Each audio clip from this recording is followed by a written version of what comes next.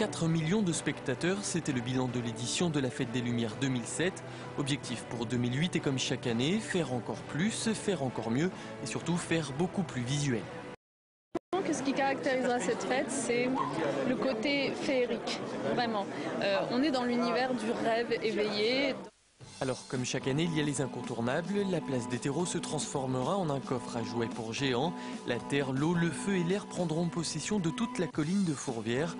En contrebas, sur la place Bellecour, se jouera une performance de light graph, du graffiti sans bombe et sans peinture, du graffiti à la lumière. On aura des graffeurs lumière, donc des gens qui, devant le public, créeront chaque soir au moins une centaine d'œuvres lumineuses, soit des calligraphies arabes, soit des calligraphies latines, mais ils pourront aussi travailler autour des spectateurs qui seront parfois invités à monter sur scène et à être l'objet en fait de l'installation lumière.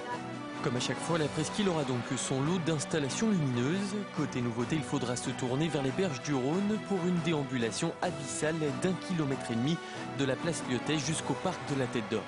On arrive sur un jeu de miroitement avec des miroirs dans les arbres, des jeux de lumière au sol. On se retrouve dans une sorte d'univers, comme si on était dans un sous-marin et on voit en fait tout l'univers de ces fonds marins. Au terme de cette déambulation, c'est l'intérieur même du parc de la Tête d'Or qui sera illuminé. Objectif avoué de cette édition, désengorger le centre-ville. Tous les arrondissements sont évidemment de la partie. 2 millions d'euros, c'est le coût de cette édition 2008 qui s'annonce exceptionnelle. C'est Gérard Collomb lui-même qui l'a promis.